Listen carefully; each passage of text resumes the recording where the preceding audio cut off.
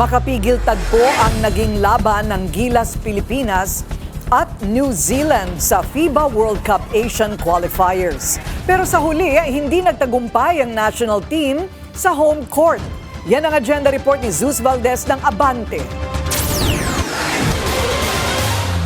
Bigo ang Gilas Pilipinas sa kanilang huling salang sa FIBA Basketball World Cup Asian Qualifiers matapos yumuko sa score na 69-66 sa New Zealand All Blacks sa Mall of Asia Arena. Nakahabol ang national squad matapos matambakan ng double digits pagpasok ng ika-4 na yugto at nabawasan ng lamang sa 2 puntos sa huling minuto. Pero nagmintis ang Gilas sa posibleng game-tying possession sa buzzer. Isa sa pinaka-pinag-usapan na eksena ang tahimik na gabi ni Justin Brownlee. Nagtapos ang naturalized forward na may 4 na puntos lamang sa 2 of 10 shooting kung saan nalimitahan ng depensa ng New Zealand ang kanyang karaniwang lakas sa opensiba. You know, we just got to give a lot of credit to New Zealand. They had a game plan and they executed it very well. But I'm still proud of the way we fought.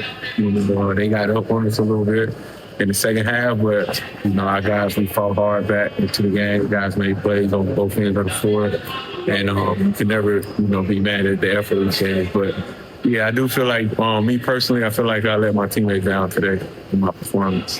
Pinangunahan ni Dwight Ramos ang Gilas sa 16 na puntos at 8 rebounds habang nagdagdag si CJ Perez ng 15 puntos para buhayin ang late rally. Pero hindi lang ang box score ang usapan.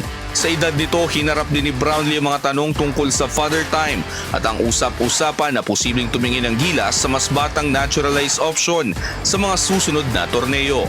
Well, I'm still working hard. You know, obviously, I am 38 this year, but I still feel good. You know, I still feel like I'm able to go out there and produce at a high level.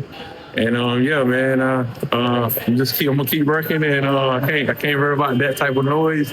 But I'm gonna keep working, and I'm gonna give my all no matter what the results are. Ngayong linggo, walang panahon para maging malungkot ang Gilas. Sasalang muli ang kupunan kontra Australia sa isang rematch ng makasaysayang 2018 Gilas-Australia Basketball, isang pandulo ng nakaraan at kasalukuyang hamon para sa Pilipinas.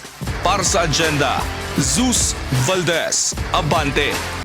Manatiling nakatutok sa Bilyonaryo News Channel. Sumubaybay sa aming social media accounts at mag-subscribe sa aming YouTube channel para sa mga bago at eksklusibong balita.